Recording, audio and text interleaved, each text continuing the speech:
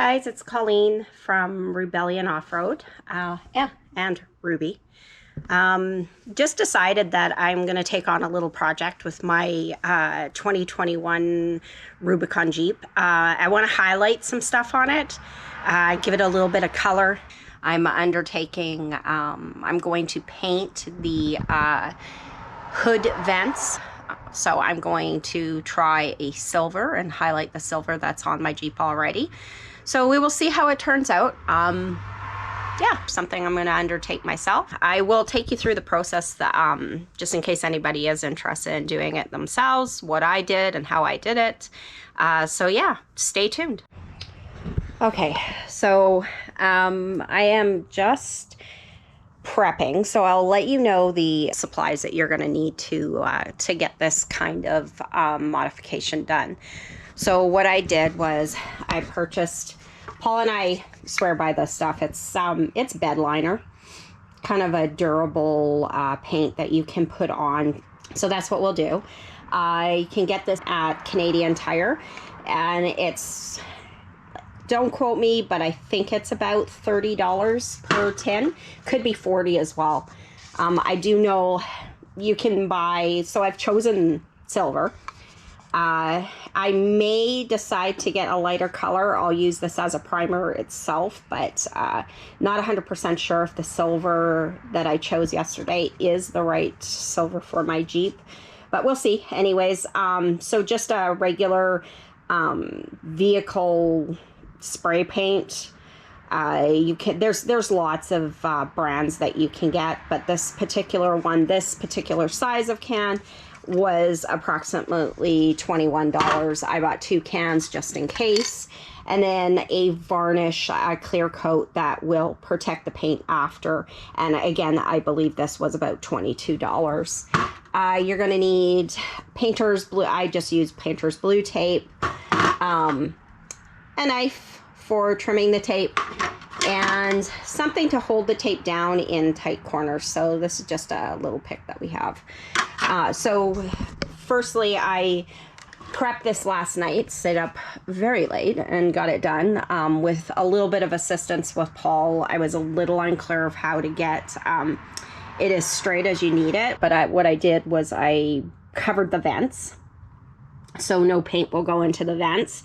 I'm gonna have the vents black, and then the rest of the hood scoop being silver. So kind of an example of what I'm saying is Paul's Jeep has the hood scoops painted, and inside the vents are black, as you can see, and the rest of the scoop is red. So that's my goal today. So we will see how it goes. So if you're wanting to do this type of project, you're gonna want, I guess, what is called a trim remover. You can buy these also at Canadian Tire.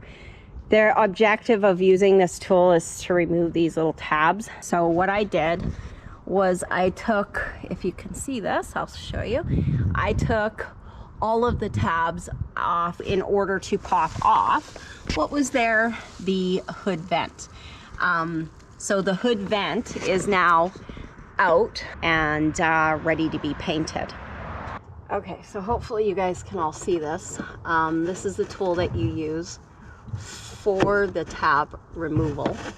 And you just want to slip it underneath. Now you want to be careful, you don't want to break these tabs. You break them, you're gonna have to buy some new ones. So, just like so, it comes off and they pull out easily. And you'll work your way all the way across. There's a tab there, one there, one there, and one there. So you'll just work your way across. So this is your hood vent. They pop off with these clips at the side very easily. They just, you can do one side at a time, they just pop out, and then you get this gaping hole in your hood. But so now both are removed. I've got the primer going on one, and I will now apply tape to the vents. So I won't lie to you, the taping process is a pain in the arse. It is tedious, so it truly is not a pleasant experience. I've just started on this one. If you've got the patience for it, this project is kind of fun. These are the clips right here.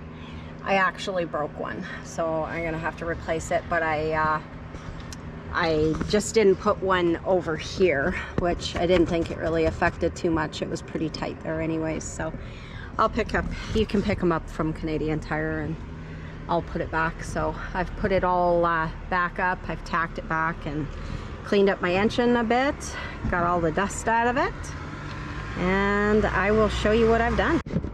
Okay, so I just finished. It took me all day to do this small project, but I painted the vents on top of my Jeep. So I chose the pewter color that's within the decal, the Rubicon decal. I did make the mistake of buying the silver, but it just was too silver, so I decided to go back and get the pewter, and I think I made the right decision because it doesn't stand out all that much, but it looks good. It looks sharp and I like it, so I guess that's all that counts. My next project is going to be the exterior air vents, which are right here. I'm gonna see how to remove them, and I'm gonna be painting them the same pewter color. Until then, I will see you on the next one. This weekend here is going to be called a maintenance weekend. I have the oil to change in my Jeep. I got the tires to rotate. Colleen's doing some projects on her vehicle. We went to the expo. It was a great time. That video is out. And yeah, met a lot of good people and some new subscribers. A lot of you may have done this already on Jeeps and stuff like that. And for those who haven't, might be something worthwhile taking in. And also the tire rotation, I think it's important that you do it every oil change, especially on these big tires. They're expensive, and to get the wearing evenly is probably the key. Okay, so I get everything set up prior to me doing this oil change. It goes really fast. Like these videos, I don't know how much people get out of them, but you know, it's quick, it's simple. What I'd like to do is get all my sockets ready. So I got a 24 mil here, and that's for my oil filter, which is on the top part of the Jeeps here. They're not like the old style where they're underneath. So it's pretty easy to get at. What I like to do is I take my cap off, my oil cap. It's off and exposed, so it'll let air flow once I drop that bottom nut here on the oil pan. That's a 1/2 inch, and that's what we're looking for there. That nut on there, right there. So we're gonna try and get that nut off, which is usually pretty easy as long as you don't torque the crap out of them. Like I said, after tight comes brake, so all you guys who like to strong arm things, there are torque specs for these, and you can look them up. Mopar has them. I just usually go tight and then just a 1/8 of a turn more, just to give it a little bit more tight. But after tight comes brake, so be aware of that, especially on the plastic housing on that oil filter. So I get set up underneath here, get all my oil pan set up, and rags and whatever else I need. All my tools are set up and they are ready to go. So I'll show you the next step. I didn't have the Jeep running, so the stuff is probably not as hot as it should be. By running your engine for a while, let the vehicle, you know, run through some heat is probably a better idea if you're looking to do this even quicker. Me, I got time today. Like I said, I'm on call, so I get to stay home and do projects in the garage, which they're well overdue anyway. So we'll get this going here right away and open. So we just let that drain down now. So we just let this drain down now. We got time. And once it's down, then I'll change the filter and then prime the filter a little bit with some new oil, put it back in place, and then we'll refill and do opposite direction that we're going here.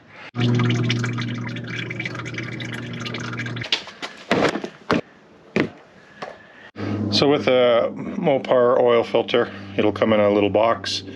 It's kind of looks just like this, and it also comes with these little O-rings that have to be replaced. And I usually just put a bit of oil around the O-ring just so that it's not snagging on anything, goes on nice and easy.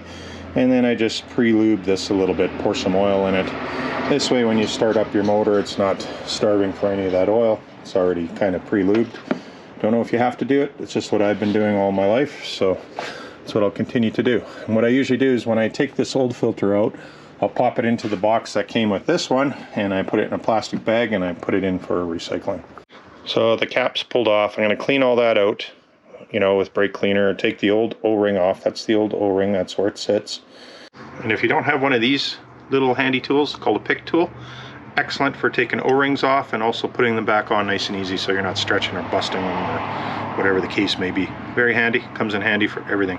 Everybody uses this in our house. They use it for taking stones out of my tires for some reason, and probably all the uses that you're not supposed to. Colleen's using it for her project right now, so it's a very valuable tool. You should pick one up if you don't have one. O-ring, I just got it pre-lubed. I won't show you all those steps. It's pretty basic. You just put some oil on your fingers, run it around the O-ring. And as you can see here, you know, they'll get a little slippery. You don't want to stretch these too much. You can use the pick tool to help you out, or you might have to if it gets stuck in one of these ridges. Usually they just roll on, and you just got to make sure it's not kinked anywhere. And you can see that the oil's on there. It's nicely seated, right? Then you can put the filter in, like so. Just clips in, and you'll hear a little click from it actually. There, clicks in, and that's it. So now what I'll do is I'll just put a little bit of oil on here just to kind of give it its pre-lube, and I can put it back in its housing. Once again, a step that you may not have to do, but I do it just to make sure that no dirt when you go to screw it back in. I just keep on changing the rag around so no other dirt's falling in. Like so. I don't know if you guys can see that in there. Work is what pays for all my ventures here, so we have to do this. It's called pre-lubing your filter. I don't know if I got that on camera, sorry about that. Sometimes you get so involved in what you're doing, you forget to look around. Make sure it's on camera here. So just want to make sure that I'm getting this fully ready to go. So now, before it starts all dripping, take it and you put it back in. Like I said, I don't know if you need to do this step, but it's a step that I do. And then what I do is I just make sure that it goes in, you know, wiggle it around a bit so that you know that it's getting positive threads. Everything hand tight first. Hand tight right now, which is probably, you know, good for now. And when I'm doing these oil changes, I'm always looking around at parts that might be hanging, things that you don't normally look at, right? I got the hood scoop off and everything already, so you want to pay close attention to things that, because when you're doing a lot of off-road and traveling like we do, things happen. You know, I've had a shock that was, you know, broken, you know, and once you're under there, you start looking at all the parts and pieces and make sure that you start getting familiar with your vehicles. Okay, so we're going to tighten this back up because we got the new filter in. It's all pre-lubed. Now when I'm doing this, obviously I'm just doing it with one hand.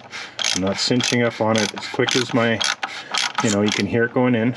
And as soon as it snugs up, like just give it a little bit there. That's it. That's all you want. You don't want to give it too much more than that. You'll snap that off and then cause yourself a world of troubles. Almost to a very slow drip. We'll close her back up. And then also what I like to do is clean the engine while I'm in there. Like I'll go in and just clean all the dust off the component parts, just so that if you ever have troubles, you can see what's changed. You know, if it's dirty, you cannot fix anything. So it's got to be all cleaned up and ready to go for the next trip. And then I'm going to do a tire rotation too, to boot. Hopefully I can get that all done today. Like I said, being on call, I got to be careful so that, you know, I don't have myself too extended. So we'll see if I can get to that stage, and if I do, I will. So what I use is the Mopar SAE 5W20. It's a semi-synthetic blend, and this one takes 6 liters. So we're gonna, it's not quite 6 liters. I always usually have a little bit left over, but we have to also take in consideration the filter still has to get full of oil, so you'll have to check your oil levels just to make sure that, you know, they're where they should be. Just, you got to do your checks once more. So the bottom's done, up top is done. I've tightened that down so we don't have to worry about that. And then I'm going to start filling. So that's it for the oil change after this. And it's a good time that we're getting close to winter time now. So, you know, I think the what a person should be doing is, you know, cleaning out the air filter, which I'll probably do as well.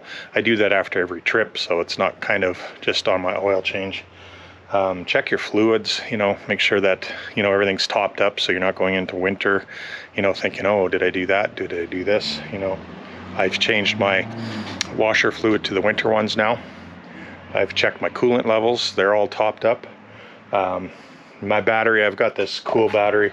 It's a really good battery, yellow top battery. That's what they recommend for Jeep, sorry. That's what they recommend so that, you know, if you want to use your accessories, you don't have to worry. It's kind of like a deep cycle battery, but made for Jeeps and stuff like that. Expensive, they're about 400 bucks, so that's Canadian dollars. But other than that, that's about it. That'll be the end of my oil change. So I'll fill it and check it and start it up, bring the RPMs up to about, or just over 1500 actually. That's probably what I do more so. And then at 1500, rev it up for a little bit, keep it there, and then shut it off and check if there's any drips from your oil pan area. And other than that, that's it for the 2018 Jeep JKU oil change. Okay, and lastly for this oil change, now that the oil's all filled up, we're gonna let it sit for a while, but we have to reset that oil light inside the Jeep. So let's go inside there. So when I turn it on to ignition, it says change oil soon. So it says 3 times. 1, fully depressed. 2, 3. Shut it off. See if it worked.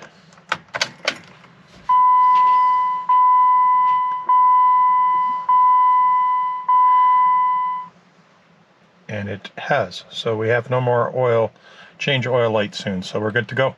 That's it for the oil change, and we'll see you on the next one.